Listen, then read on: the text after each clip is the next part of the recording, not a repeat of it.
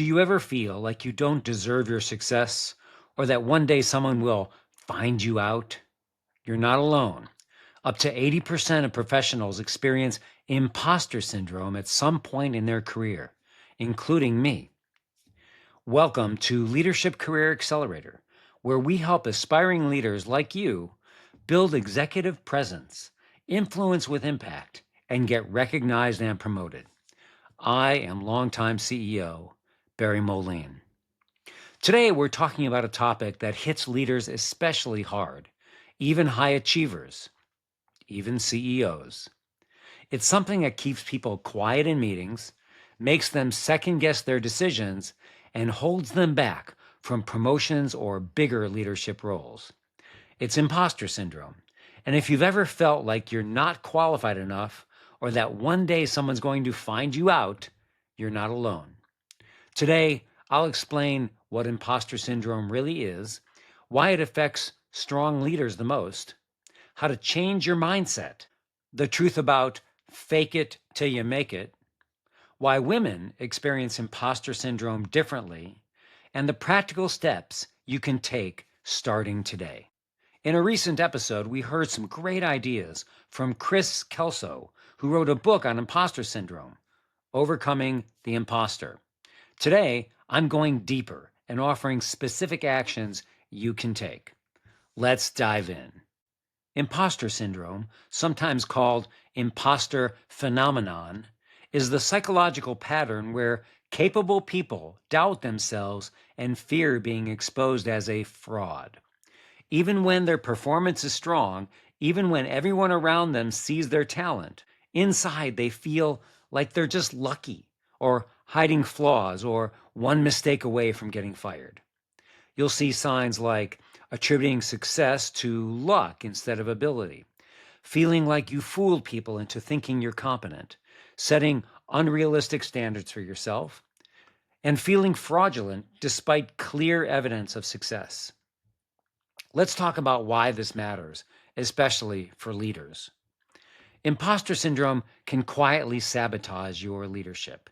It creates decision paralysis, where you hesitate when you should take action. It creates burnout. Constantly proving yourself is just exhausting.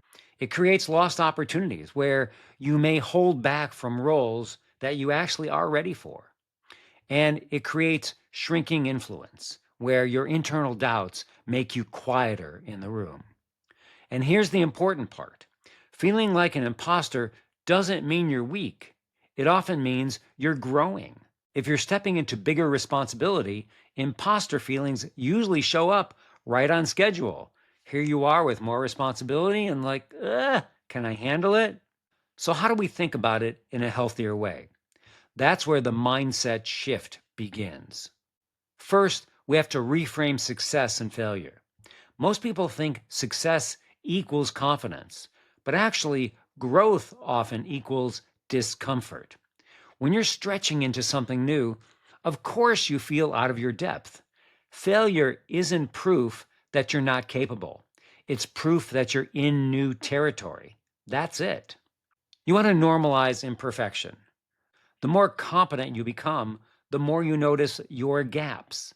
That's a paradox, but it's totally normal. Being an effective leader isn't about perfection.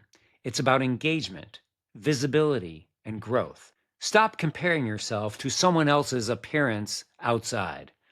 That's one of the biggest triggers of imposter thinking. We compare our private struggles to someone else's polished performance. But it's not a fair comparison. Compare yourself not to others, but to your previous self. You are growing. And recognize threshold moments. Every time you level up, a new role, new responsibilities, new domain, imposter feelings tend to spike. That's not a sign you don't belong. It's a sign you're stepping into leadership. So now we've come to a really important part, something that sounds helpful, but actually makes imposter syndrome worse. That is, fake it till you make it. And let me tell you why it fails. A lot of people hear, just fake it till you make it. And my guest on our previous episode, Chris Kelso, said that advice often does more harm than good. Because what happens is this: you start showing confidence on the outside, but inside you feel unqualified, worried, and even scared. This creates something Chris calls proud insecurity. It's a mask of confidence covering a core of fear. You fear being exposed. You feel like you're pretending, and the inside outside gap gets wider and wider. The alternative is humble confidence. Humble confidence is the antidote to imposter feelings. It's not pretending, it's not minimizing yourself. It's this: humility. You admit what you don't know. It's confidence. You trust your ability to figure things out. It's authenticity. You show up honestly, not performatively. And it's courage, where you stretch without pretending to know everything. These two qualities, humility and confidence, are not opposites. They're partners. And when you embrace humble confidence, imposter feelings lose their power. I've used humble confidence throughout my career. When I finally realized that I didn't have to know everything, I became more inquisitive. When I was tackling a new topic, I would say to folks, I don't know a lot about this. Let's learn about it. Teach me. Show me what's going on. And by admitting my vulnerability, people actually got on board with me. They helped me learn and achieve at greater heights. And I think by admitting my lack of knowledge in these vulnerable moments, I think it helped my team help me and understand each other about where we're at, what our roles are, that we're all better when we learn together. And then as a group, we come up with a better solution. Now let's talk about a group that experiences imposter syndrome more intensely, not because they're less confident, but because the world treats them differently. And that is women. Research shows women often faced imposter feelings more frequently and more intensely than men, not because they're less capable, but because they face unique headwinds. One, women are judged more harshly for their mistakes. Women's mistakes linger longer in people's memories and are judged more severely. Two, something called the double bind. Women are told to be confident, but not too confident. They're told to be assertive, but likable. They're told to be strong, but never intimidating. So there's less room for error. Third, women have fewer role models. When you don't see many people who look like you in leadership roles, it's harder to imagine yourself there. Fourth, social conditioning. Girls hear messages like, don't brag, be polite, be perfect, and don't take up too much space. These shape internal confidence. Fifth is workplace dynamics. Women are more likely to be interrupted when talking, questioned, or judged for tone instead of substance. Bottom line, women aren't more insecure. They navigate more obstacles. So, what do we do about it? Let's talk about practical steps you can take today. First is track objective evidence. Keep a success log with wins, praise, achievements. Build evidence against the negative narrative. Use your phone, open up a note, and keep track of your wins and your praise. That'll build up over time, and it's great to look at once in a while. I've got one on my phone. Reframe your internal dialogue. Turn I don't belong here into I'm learning to lead in a new domain. I'm learning to lead in a new domain. Very important. Share your feelings. Vulnerability reduces shame and increases connection. When I share my vulnerability with my staff, my lack of knowledge, they do the same, and we all help each other learn more. Really important. Set good enough standards. Perfectionism fuels imposter syndrome. Excellence does not require perfection. Adopt a learning mindset. Shift from proving yourself to developing yourself. You can visualize the path ahead. See who you're becoming, not just who you are right now. Look at where you've been and where you're heading to. When you seek feedback, get specific feedback.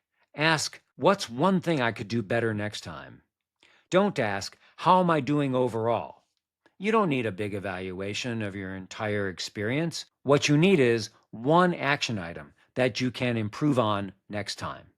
Mentor someone else. When you teach others, it strengthens your ability to lead. Claim your leadership identity. Write a personal purpose statement. Anchor your confidence in who you are becoming. When you set that goal and see who you're becoming, and then look at it regularly, you will become that person. You got to celebrate your wins, keep a record and revisit it often. Make that note and put it in your phone. Use the lean in trigger. When fear hits, ask, what new territory am I entering? Obviously, it's something that you may not know or be comfortable with. So recognize where you're at and lean into it. And then normalize the comparison gap. Everyone has an inside story. Everyone has something going on in their world. We only see the outside. Just recognize that a lot of people are going through the same thing. Now let's bring it home. Here's the truth. You may never eliminate imposter feelings entirely. Most leaders don't. But you can learn to lead while growing. Imposter syndrome doesn't mean you're inadequate. It means you're expanding, stepping into new influence. If you apply these tools, if you shift your mindset, if you share your journey, if you anchor your identity, you'll gradually move from I don't belong yet to I'm learning, I'm leading, and I'm expanding my impact. Leadership isn't about perfectionism. It's about progress, authenticity, and contribution. And if you're feeling like an imposter, you're learning, you're leading. That probably means you're on the right path.